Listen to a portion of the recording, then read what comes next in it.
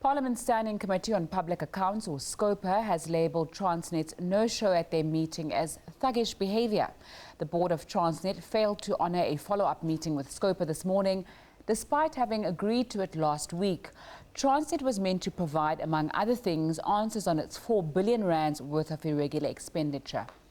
Members of Parliament, the Hawks and National Treasury spent the entire day on Tuesday getting ready for the briefing with Transnet's board. But then, at about 7 last night, Transnet board chairperson Linda Mabaso notified SCOPA chairperson Themba Godi that she and her team will no longer be attending this morning's meeting with the committee. That is despite having agreed to it last week.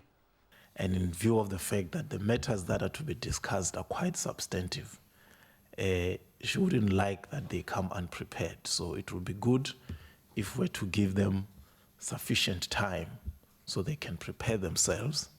Committee members were visibly annoyed. And I find rather the non-attendance very strange, and I think it should have serious consequences for them. Who's going to foot the bill for this wasteful expenditure of flights and accommodation? They must pay for it, Chair. That's where it needs to begin, for people to take seriously. You cannot just willy-nilly, at the wave of a wand, cancel parliamentary meetings at your own whims because you think that you're in an ivory tower of importance. We're ready, Chairperson. You can hear members of Parliament are ready. But you can't be ready for empty chairs. We want her here. And I agree with Khuno, follow the necessary procedures. Don't engage, go and put on summons and get her here. Advice the chair has accepted. We're not going to give them the luxury of an invite. We're going to summons them, meaning they will have no choice but to come. And in such a situation, therefore, any misinformation that will arise out of that engagement will serve as perjury.